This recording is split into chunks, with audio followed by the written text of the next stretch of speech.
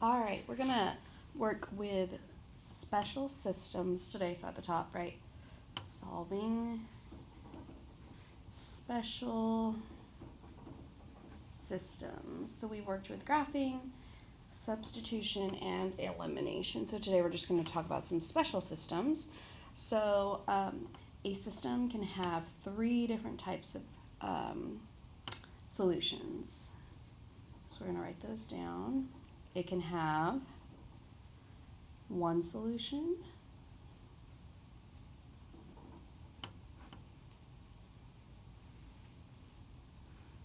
so that would be like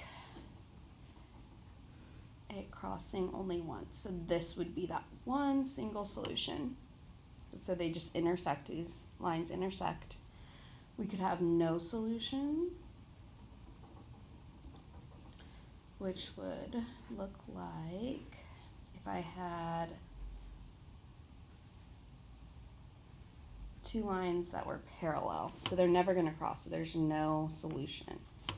Because remember, a system is where those two equations, linear equations, cross or meet, or what one solution makes them correct. And then we can also have infinitely many solutions. So that might look like this. And then the second line, or the second part of the system, is just on top of it, so it forms one line. The lines are the same. So we're going to do a couple of examples. So our first example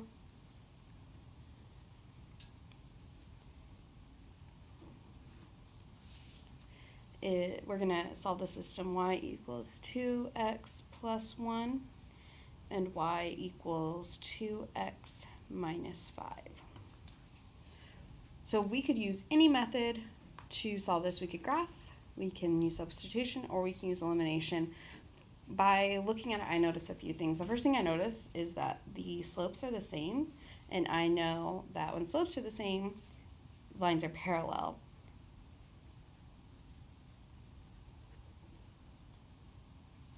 So I can look at that and know that they're never going to cross. But I'm going to use substitution just to prove that to you and show you what it would look like if it wasn't quite that obvious. You could always use graphing as well, but that's just not my preferred method. If graphing is your preferred method, you could use that. So I'm going to use substitution.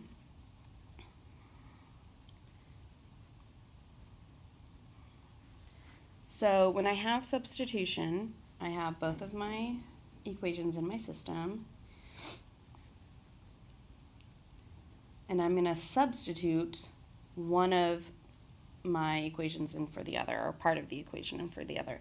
So I'm going to substitute this piece because I know y equals this, so I know I can substitute this expression in for y. So I have 2x minus 5 equals 2x plus 1, and now I'm going to solve for x. So I'm going to add a 5. Remember, you could also subtract a 1. So I have 2x equals, because negative 5 plus 5 is 0, so I only have 2x on the left, 2x plus 6, subtract 2x, 0 x's equals 6. 0 x's is the same thing as 0. When I look at this, I can see 0. I know that 0 does not equal 6. So 0 does not equal 6. So that is not true. So there's no solution. So if you got an equation that was not true, like 0 equals 6 or 5 equals 4, it would be a no solution because it is not a true system or statement. All right, we're going to do another example. So when you see something like this, it is no solution. Okay, so our next example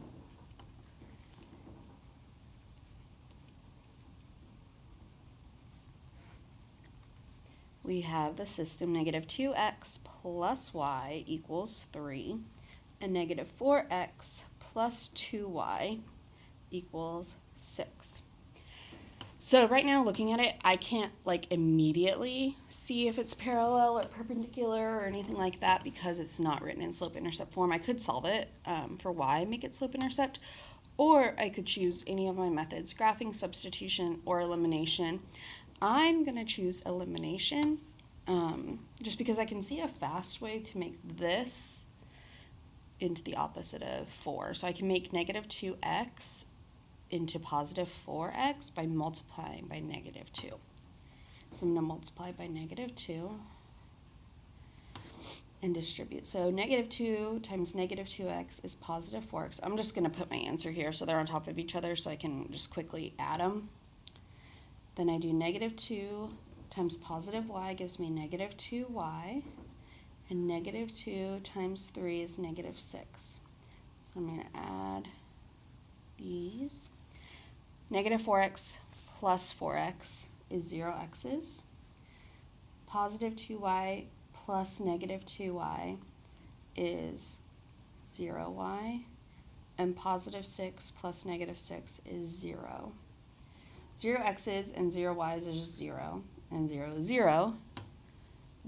So I'm going to ask myself, does 0 equal 0? Or are these two, is this a true statement? And it is true. So that means anything that I plugged in for x or y would create a true statement. So my answer is infinitely many solutions. All right, we're going to do one more example. So this example is actually in your book. It's a word problem, but it's one that I don't have to like write a bunch of sentences, so it's a good one for our notes. So on page 256, if you wanted to look, you don't have to because I'm going to provide you all the information.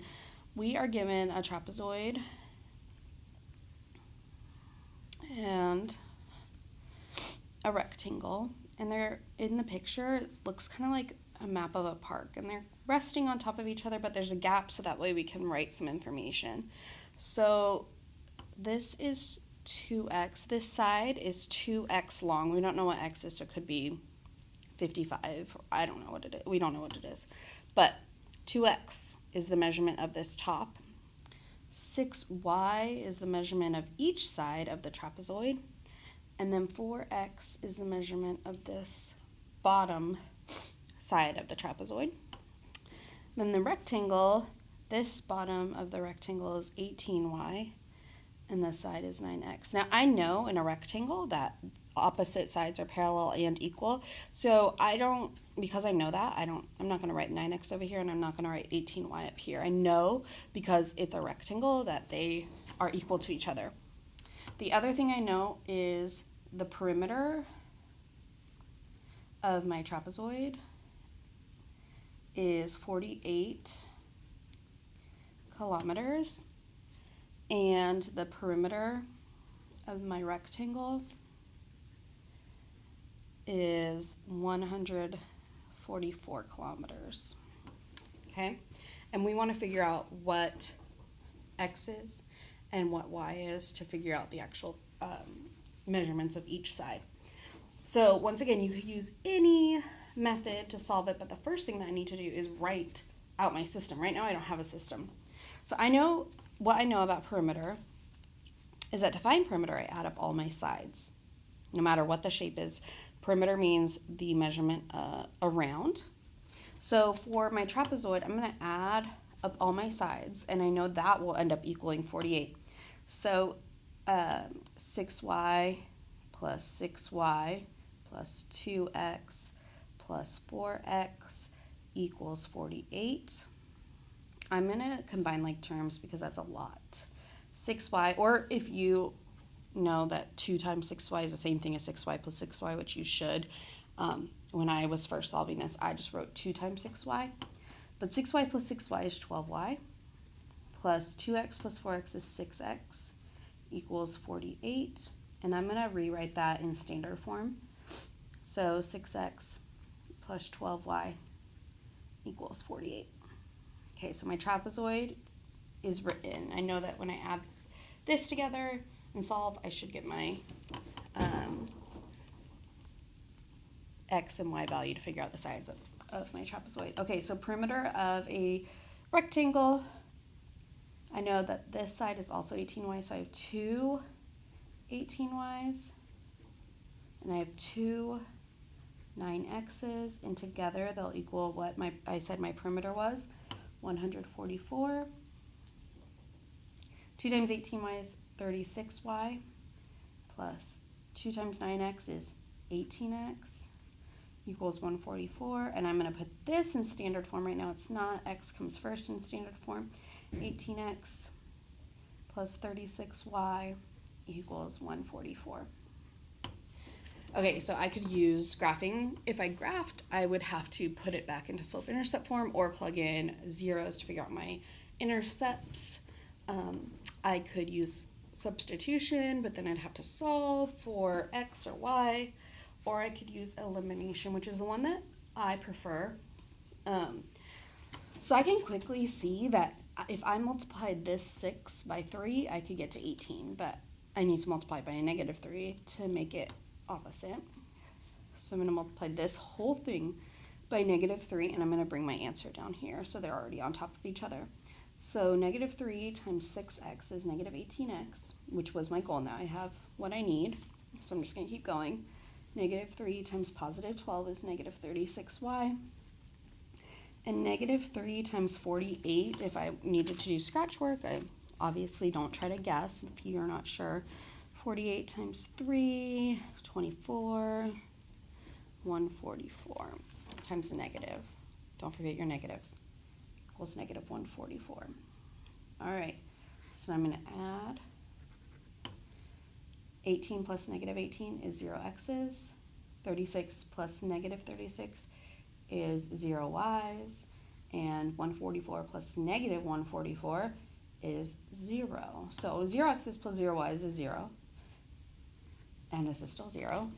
So 0 equals 0 is true. So there are infinitely many solutions. So that means that for this part to work, or for us to figure out the x and y value, any number that I plugged in for x on both shapes and y on both shapes would work. So they would be, no matter what I plugged in, it would make my perimeter 48 and 144 as long as I plugged in the same things each time.